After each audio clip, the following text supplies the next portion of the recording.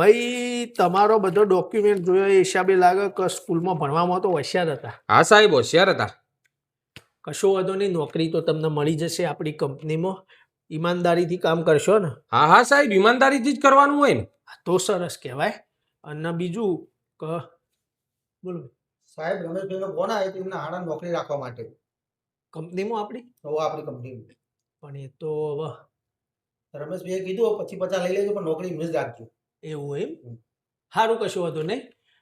Rameshbhai phone કરીને કહી દે કે એમના હાળાનું સેટિંગ થઈ ગયું હો, કાલથી તો એમના જોઈનિંગ કરાવી. અરે સાહેબ એવી રીતે થોડું ચાલે. ઇન્ટરવ્યુ લીધા વગર તમે બારોબાર નોકરી આલ દો યાર, પૈસા માટે કરીને.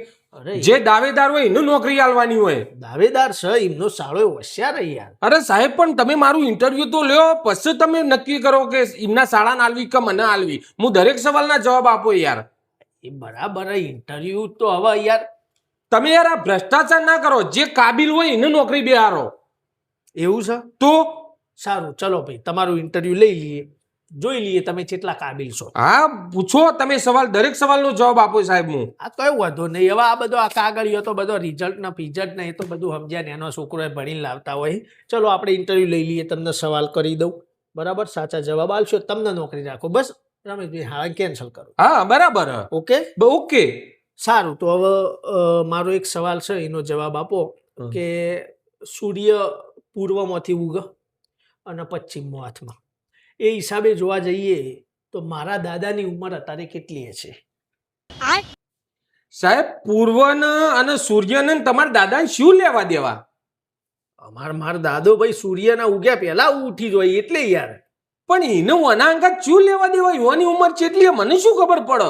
એ તો હવે ખબર પડવી જોવાની યાર. તમે હોશિયાર છો, તમે સવાલના જવાબ આલવાન કહો તો જવાબ આલવો પડે. પણ આર્ય જવાબ કેવી રીતે આલું?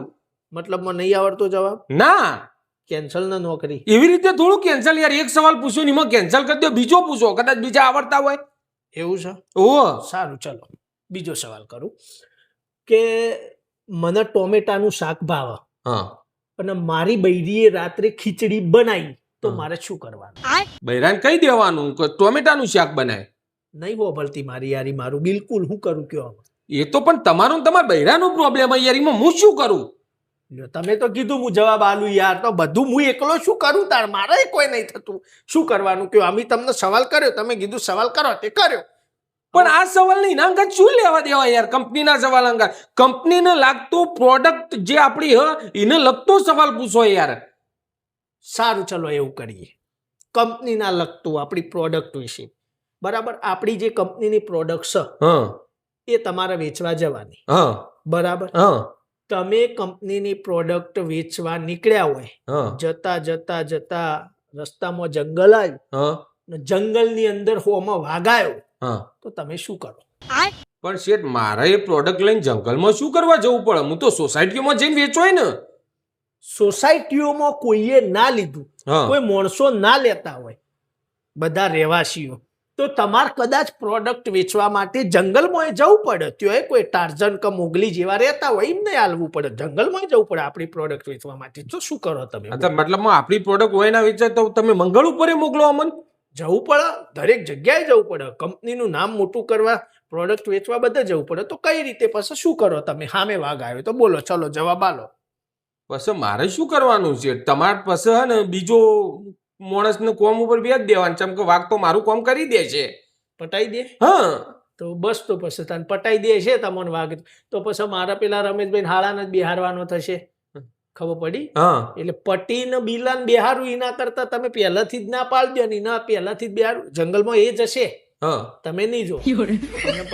એટલે શેઠ તમારે નોકરી ના આલવી ને તો ના પાડી દો યાર. આ રીતે હવળા સવાલો પૂછીને યાર મારો સમય ના બગાડો યાર. તમારે પહેલાથી ને રમેશભાઈ હાળાનું નક્કી થઈ ગયું એટલે આવા સવાલો પૂછો થોડું ચાલે યાર. એકલો ભ્રષ્ટાચાર કરો ખોટો. ભાઈ તમને કીધું તો ખરા મીએ, તમે કીધું સવાલ કરો, સવાલ કર્યા, જવાબ ના આવડ્યા. આવા કરવાના સવાલ યાર પહેલાથી સીધી ના પાડી દો. તમને નહીં મળે નોકરી, વાર્તા પટી જાય યાર. આવી રીતે જંગલોમાં મોકલો ખોટા.